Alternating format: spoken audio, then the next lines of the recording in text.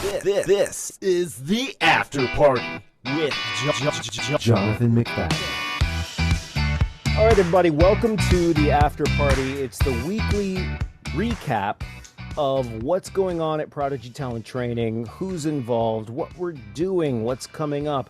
And I should say I pride myself on making sure that this is what's called real talk. You're not going to be marketed to. We're not going to try and sell you anything. This is a show with real people talking about their jobs, their industry. It's just that, you know, our jobs and our industry happens to be the entertainment industry. So don't think that this is a big, long commercial. It's not. We're going to talk about real life. And in my real life are a couple of dudes. One, his name is Brad. What's up, Brad? What's going on, guys? Not much, just doing a little recap. Just saying hey. And the other is Travis. Good morning, Vietnam! You know, I knew you'd do something. Yep. I knew you'd do something like cheesy and memorable, but I didn't think it'd be Good Morning Vietnam. Do you even know what movie that's from? The Robin Williams movie. I don't know the name of it, but I got it from The Office. It's called Aladdin. That's it. That's the one. And that's Lindsi Jeter, who, I don't know if you guys know this, Brad, Travis. Lindsi used to be my agent. Did. And it was crazy times. They were great times. They were great times. They were good times. Lindsi now does all kinds of cool things in the industry, consulting-wise, teaching-wise, production-wise, first AD. I mean, so many wises. But right now, she's joining the Prodigy Talent Training instructor team as the instructor for this class that we just renamed it. Originally, because I tried to keep it simple. I thought, all right, well, let's just tell people what the class is about in the title. So it was Audition Technique and the Business of Acting. I guess that's just how my brain works. But then I thought, it sounds boring. like something it sounds like something you'd read on a tax form. So we changed it to Epic Auditions and Business Mastery with Lindsi Jeter.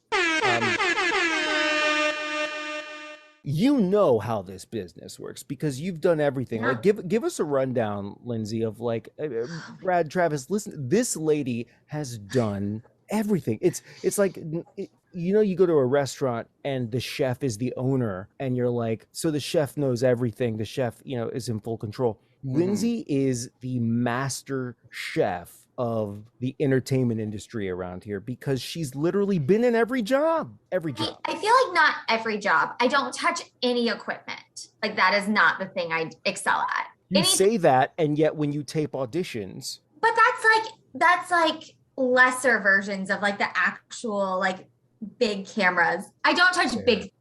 Like big cameras, big lights. No. But There's a joke there somewhere. I'm sure that there is. And everybody here was thinking it, but we were like, we're recording this. We probably shouldn't say it. It's fine. Okay. I don't touch professional equipment. How is that? So I like little home camcorders or like DSLRs, I'm totally fine with. But when I get like on a set, I would like the camera ops are amazing and I don't understand anything about what they're doing. But I've run the gambit of stuff that I did. I started in theater through like middle school and high school. And since then, like theater has always been my first love. I direct theater a lot still. I don't even know how many shows I was in. But yeah, I started in theater and I still love theater. I still like to produce a lot of theater. I like to direct theater. It's super fun. But then I kind of, in my early 20s, I transitioned to film. And with film, I started off in front of the camera. I did a ton of work in front of the camera. I moved to Atlanta, worked the market up there for a while, moved back, realized I didn't want to act anymore, but I was kind of like simultaneously doing in front of the camera work and behind the camera work. So I specialize in first AD and second AD work. Now, why didn't you want to act anymore? It was just too difficult. It was just too much. It wasn't so much that. I enjoyed being behind the camera so much. And when I was acting, all I was doing was looking at the people behind the camera and being like, oh, this needs to be done. And this needs to be done. And I just realized that I'm super type A. So more busy like watching them and making sure that things were happening behind the camera than in front of the camera. And I just decided that that was more of my happy place. It wasn't a matter of like, and yes, I can understand that acting can be grueling. The auditioning process is difficult. Like that's your job. It's not really like being on set. Being on set is vacation. Your job is auditioning, and I enjoyed it, but not as much as being on set, not in front of the camera. So I kind of just transitioned into more of that. So I was doing a lot of first AD, second AD work. I've also production coordinated. I've production managed. First AD, second AD, that would be first assistant director. Yes. Right. So you are essentially the second in line. Yes. In the list of who can tell you what to do on set. Essentially, the first AD controls everything and takes everything off of the director's plate. So that the director can just focus on what they're doing. They make sure that the crew is running as they should and like are in the right places and that everybody knows what's next. And I love that. But there's a lot that people don't think about when it comes to this industry. There's a lot to be done and to be organized. And you're saying you like that. Yeah. Oh my gosh, I love it. The thing about being a first is knowing like all the little details of what is supposed to happen and making sure that they all happen on time. So like that includes like making sure that wardrobe and hair are on time and doing what they should. And then the second is the second assistant director kind of handles talent. So instead of like, they take away that responsibility from the first and make sure that the talent is where they need to be and that the talent is moving through everything so that the first can kind of focus on the crew and making sure that everything stays on time. The second also has like a ton of like paperwork, which most people hate. And I'm like, give me the paperwork. No matter what you're doing, no matter where you are, there's always going to be something that you truly love. And something that you're truly afraid of. And in our industry, actors, talent, not just actors, but talent, we are sometimes afraid to audition or afraid to submit that audition, even though we love it. And the only way that we're going to get to do what we love for money is to audition, right? That's the only way you're going to do it. We're so scared of the audition process that sometimes we sabotage ourselves. Either we don't submit that audition because we're like, oh, we don't know how, or, you know, there are so many details on this breakdown and this, audition. What do you call that, Lindsay? It's the audition breakdown? It's a breakdown. Yeah, they're all breakdowns. Right. I have one every day. We're afraid, and I think this is the case with a lot more people than maybe are willing to admit publicly, but sometimes we're afraid that if we do submit that audition, that somebody will find out, discover that we don't know what we're doing. And the dream that we've had for years is now in the garbage. The way to overcome that fear is not just to take acting lessons so you learn to act. The way to overcome that is to understand what an audition is, why auditions take place, who is watching and judging those auditions, what they're looking for, and how to put your best foot forward. If you learn that stuff, then your auditions, I think, become fun. I have fun with some auditions, and others, it's not fun and it's not fun. It's like, you want me to do what? Okay, here, I'm just gonna do it. Just gonna do it. Here you go. If you like me, great. If you don't, fine. But there's a level of comfort that comes with that knowledge. Well, part of it too is like when you're talking about auditions, casting is really on your side, like 100%. And people look at casting directors and they look at them as these gods who are like picking and pulling from whatever. And they don't even make the decisions. The casting directors do not make decisions. They can help with saying, hey, we really like this person, or that kind of thing. but they don't make the decisions in the end. The people who make the decisions are the people on the production side. It's the director, the producers, and it's not even, I've worked in casting before, and I have found these people that I'm like, this person's amazing. This is exactly what this client's looking for. And they don't get chosen, even though casting is rooting for them, because in the end, it's not casting's decision. All that you can do is show up and show casting who you are. Casting will fight for you.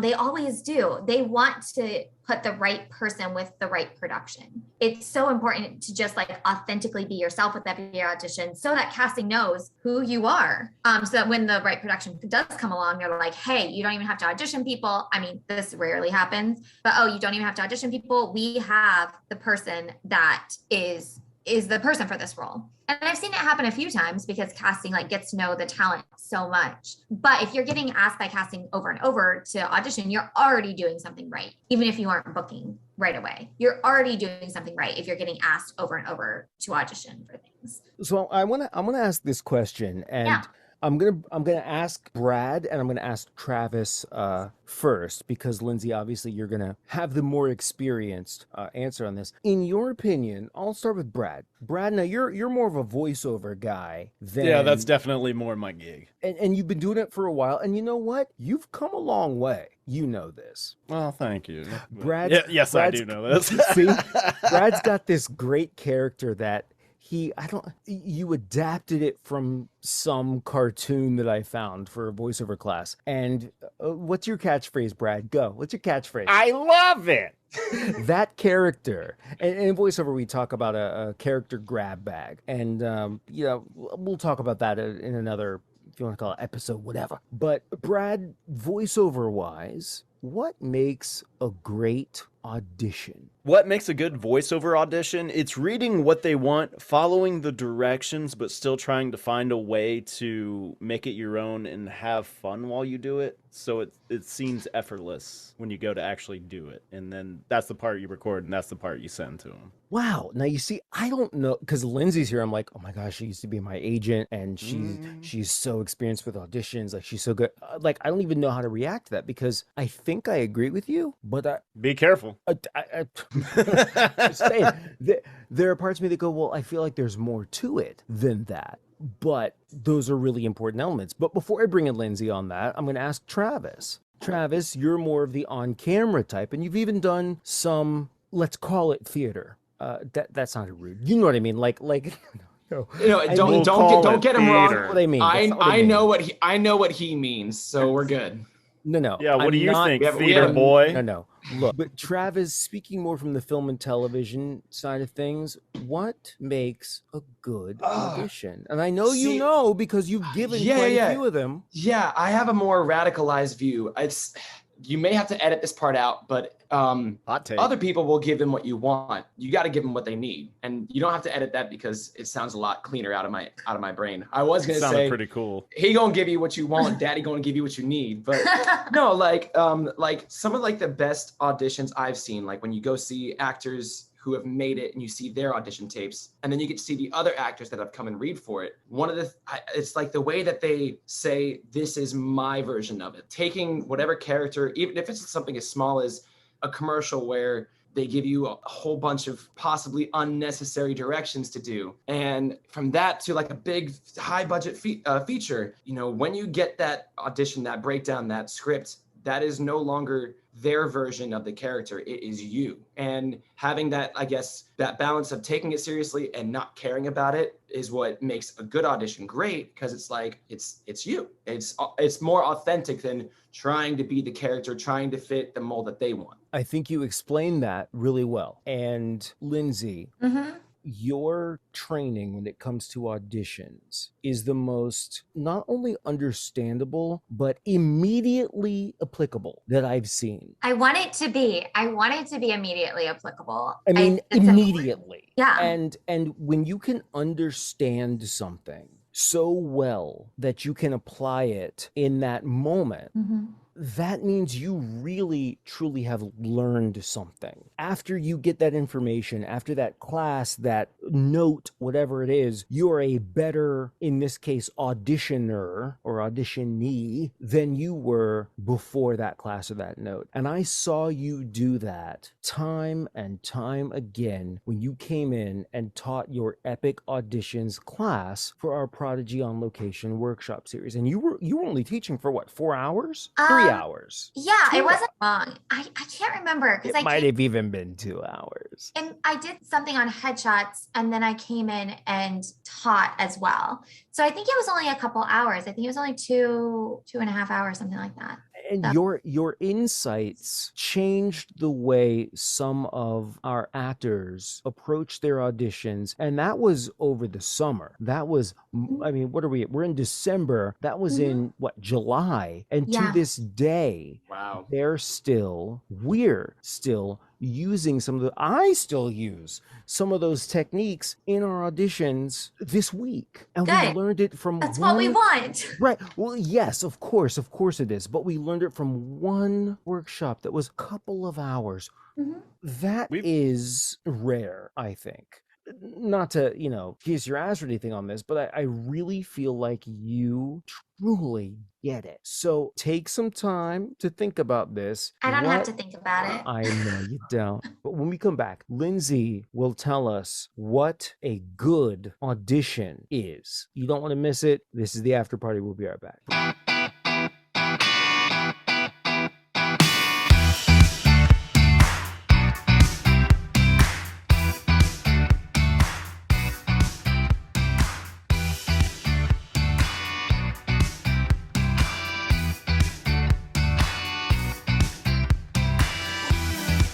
If you Google how to become a media host, in less than a second, you'll get 7 easy steps. Begin developing skills in high school. It's a little late for that. Earn bachelor's degrees. Wish I would have known that years ago. Gain professional experience and develop skills. What skills? Oh, here's a good one. Start locally. Where? Build a network. How? Choose a specialty. What do you mean? Advance your position. Sure. I don't know about you, but those tips did not illuminate a clear path or highlight the actual skills you're going to need to become a working media host. Look, if you're watching us right now, you're interested in learning how to host a talk show or a YouTube show, or how to become a polished and professional spokesperson for brands that will pay you to represent them. Well, we're here to show you just how to do that. I'm Chad. And I'm Leslie, and we are full-time media hosts with over a decade of experience in live TV hosting, teleprompter reading, brand ambassadorship, and being professional spokespeople. And we didn't start these careers in high school, nor did we earn bachelor's degrees in these fields. Oh, no. It took us years of mistakes and lost opportunities to gain the professional experience, skills, and knowledge that got us where we are today within the world of hosting. And we want to share with you what we know to be the most important skills you'll need and the key strategies you must know to turn hosting from something you've always dreamed about into a viable, lucrative career. And the best part is, it can start right now. Simply sign up now for our 6-week virtual How to Become a Media Host course. Breaking news, one of our teen students, Rosalind, she booked a gig with Nickelodeon, and it's going to premiere on Teen Nick on December 17th. It's called California Dreamin'. The actress named Rosalind, she's one of ours. So Lindsi, what makes a good audition? Well, I think that Brad and Travis were 100% right in bringing yourself to the audition. I think that a great audition is the marriage of the character on the page with the marriage of who you are as a person. And it's literally the cross section of where those meet. You bring out the parts of yourself that are like the character to, by breaking down the scene, you find out that this character is, happy and jovial and assertive. And if those are parts of who you are, that's the part of yourself that you bring forward. So it's a mixture of finding who the character is, finding who you are, where they intersect. And then on top of that, because it's kind of twofold, especially for the on-screen auditions, it's doing that and then also living in the world. So being aware of your environment, being aware of, are you sitting in a crowded restaurant and arguing with your boyfriend? If that's the case, you aren't going to scream at the top of your lungs. There's people around. You have to know what's happening. I mean, well, I've been okay, in some Jonathan situations. might. I'm not saying I'm going to be Florida, the one screaming. you're right. I'm not saying I'm the one screaming. We take everything back to the script. We take everything back the script. The script is the king in every audition. And there are parts of the script that if they don't, like there's a lot of scripts because casting is giving us more advanced auditions because the script is more advanced. What we like to watch is these action sequences and there's all sorts of crazy stuff happening and learning what's important in an audition and what is not important and literally eliminating the things that don't need to be there and amplifying the things that help convert a beat change, that help ground you into the scene. That's what I'm here to help you discover. That sounds really, you see, now I can apply that immediately. One of our students from class last night, she got an audition and the sides featured two characters. Her character was a woman who had been kidnapped. Think of it like those Saw movies. She was kidnapped, locked in a room with a guy, and they had to play Russian roulette or the kidnapper would come in and kill them both. And, you know, she was wondering, the audition sides talk about this woman holding a gun to her head, pulling the trigger, it doesn't go off. And then she's got this reaction. And she was like, well, do I grab a prop gun? And that was really challenging. We saw how that worked out for some actors. Oh, too soon? Okay. What I think, and I told her this, and feel free to disagree. You got to tell me that you agree with this if you don't. But I said it's more about your state of mind, your character, your reaction than it is about the prop. So if you feel like you need to have a foreign object pressed up against your temple, I said you can use a pen. You could do anything you want. But I said, I don't think you need to go out seeking a prop gun, and certainly don't hold like a squirt gun or something that would distract the viewer. Well, part of that too is script can be any prop you want it to be. In LA, they don't expect you to be off book. So using your script, using a single sheet of paper to turn into all of these other props. Even a gun, you can turn a script into a gun. Hold on. You hold it right out, rifle. Yo, Lindsay's bringing the heat. That's Brad. gangster. That's gangster. Right? You can hold a gun. Like, it doesn't matter. It's a script. As long as you're holding it here, it doesn't matter. I know that they can't see this. What if you need to read? So you crumbled up the script. You held it in your hand and you kind of placed it to your forehead there. But what if you need to read the script while you're doing that? Then you're out of luck. You use a different page. Or a blank sheet of paper. They don't know if it's actually your script or not. You're so right. They don't know. You're so right. But yeah, in an audition in LA, you are allowed to bring in your script. They never expect you to be off book. So this should be the standard everywhere. I know it's not necessarily the standard here in the Southeast. It's not, and it should be. It's not. You're not but it should be, especially ready. when they're giving you 10 pages of stuff. But you can use your script to replicate any prop. I've seen scripts turned into bongs. And people have taken hits off of them. Like, wow. You know? Oh, that's so Thanks cool. for the example. Yeah. She just gave us a visual example. I had such a hard time visualizing that. Not that I know what a bong looks like, but like I've seen it being used for all sorts of stuff. Scripts get turned into guns every day because that's not something that people readily have just chilling around their house. Most people don't have a prop gun.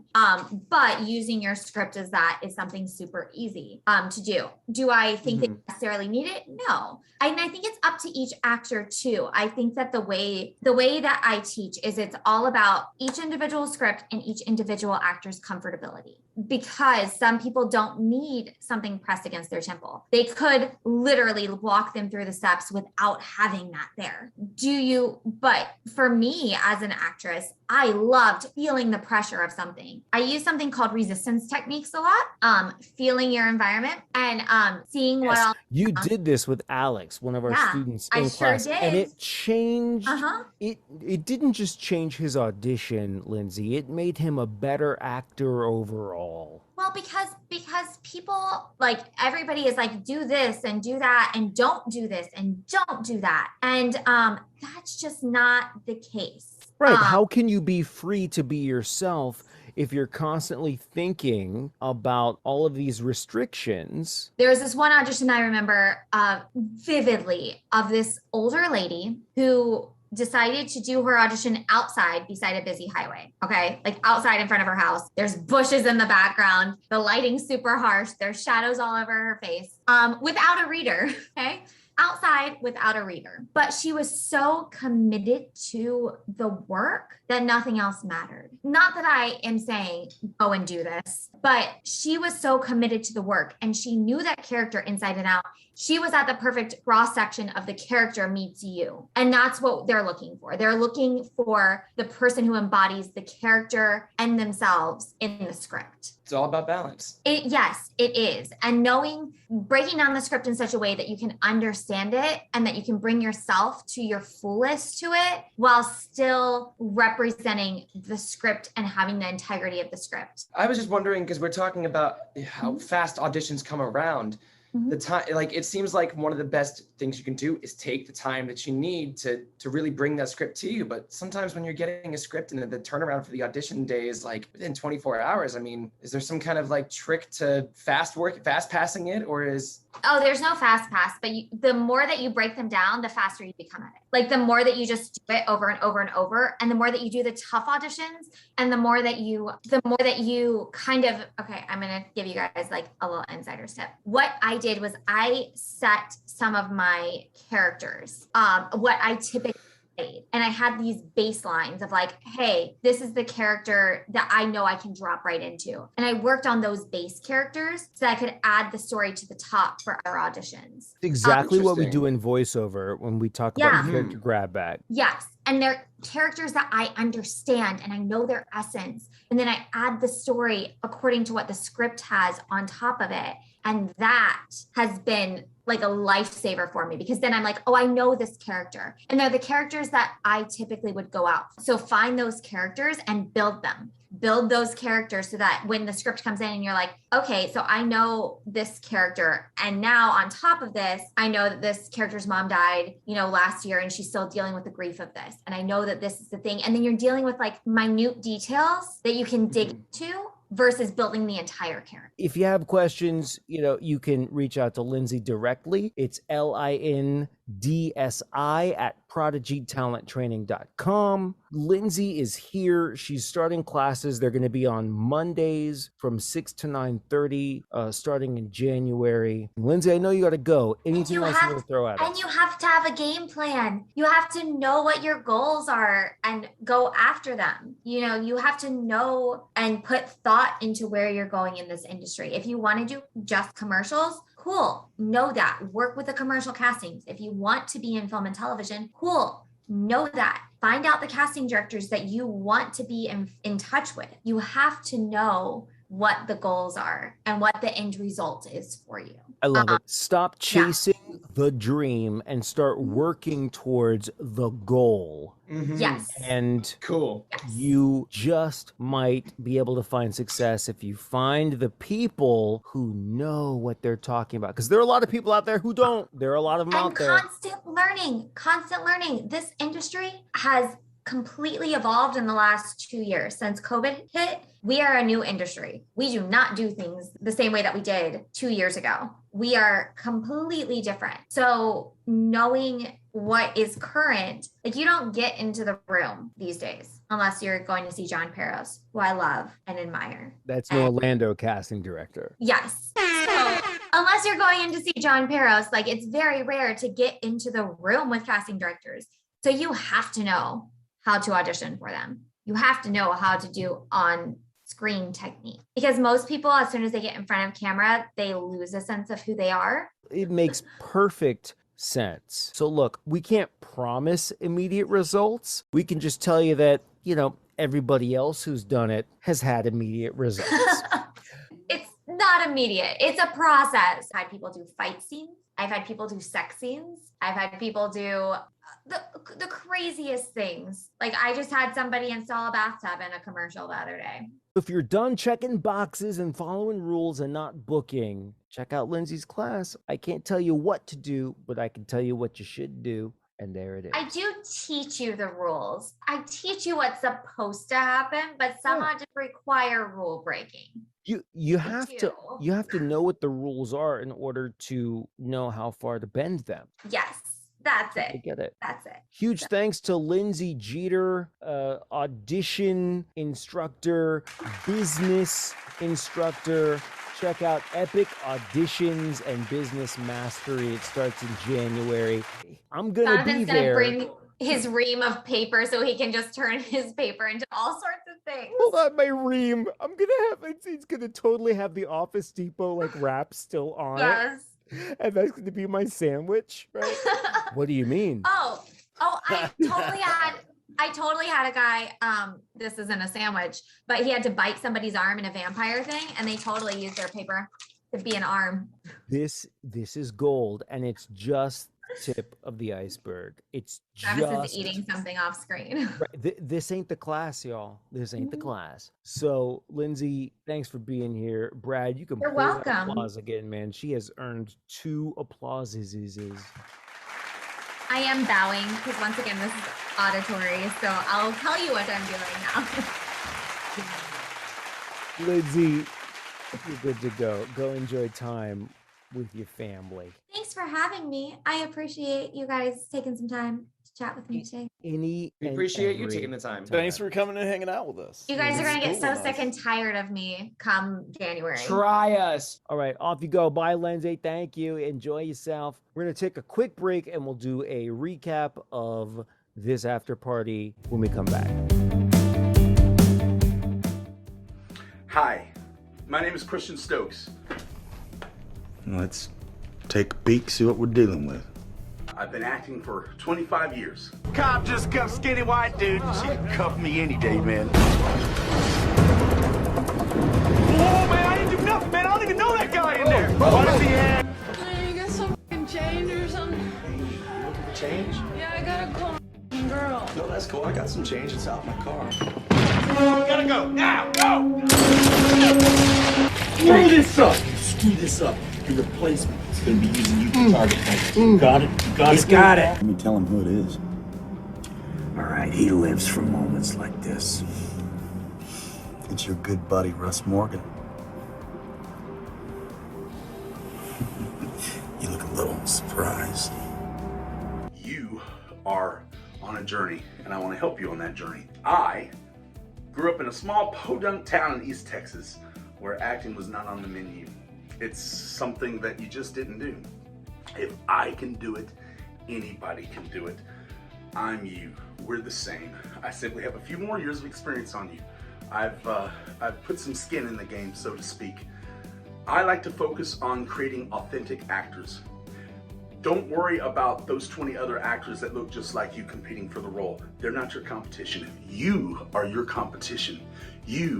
There's no one else that has your set of experiences, your imagination. You are uniquely yourself, and every role you approach will be unique.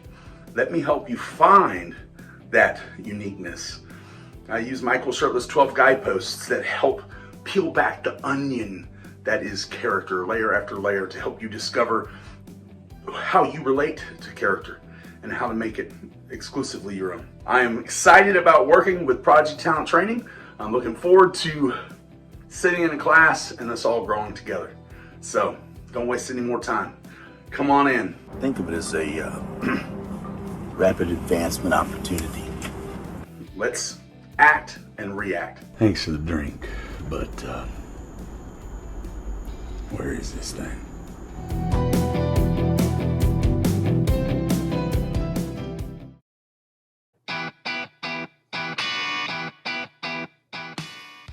All right, so we're back, and man, Lindsi is she's cool as F, man. Dude, oh my gosh. She just seemed like such a little confident fountain of confidence and just knowing what the hell she was talking about. Fountain of confidence. I mean, that was the thing though, is she managed to get to the agent side, she can do audition side, and she knows how every single part of the game is played.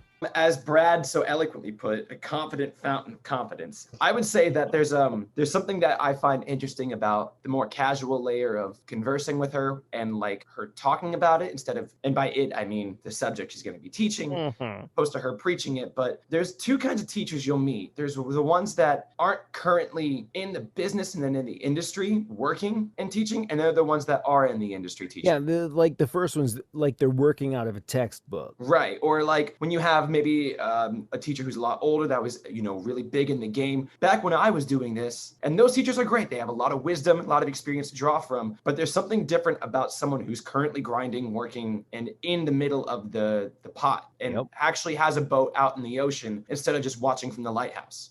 Wow. Has a boat out in the ocean instead of watching from the lighthouse. Because they get it on a level, and it's more of a practical application instead of a theoretical idea. I don't know if I'll say buy into the hype because the hype delivered, but you hyped her up like what advice she gave during her workshop was actually practical and applicable to anybody who took her workshop. Were you there for her workshop? No, I wasn't there for the workshop, but I was here for this podcast. And but here's the thing. I can tell you the advice she gave, like after she listened to me and Travis try our best to articulate what makes a good audition, she boiled down and distilled to something you can just take a shot of, and then all of a sudden it's in your system and you're feeling it, which nice is little bourbon metaphor. You take the aspects of you and the aspects of the character where they intersect, and it makes it so much easier to apply the parts that let you show what you're about in the role and still have it be applicable to the role and what they want. And she was able to articulate that so easily. It's like a cocktail. So she's just a cocktail of this showbiz industry business. I don't I ran out of steam right there. Do you have an applause button on your little sound effects machine? Oh, let me find it. There it is. That for yourself. Well done. Let me turn that volume up. There you go. Oh, and I didn't get any applause for that ocean metaphor. Look, I demand a recount. You got an air horn or something. You got a rim shot or something. I got something. So what it boils down to is this. If you want to do this sort of thing for a living, you have to learn from people who do this sort of thing for a living. And in this case, it's Lindsi Jeter. Jump into epic auditions and business mastery. You won't be sorry. Believe me. I'm Jonathan. There's Travis. Yo! There's Brad. See y'all next time. And thanks for hanging at the after party. See you soon. Get out there and get booked.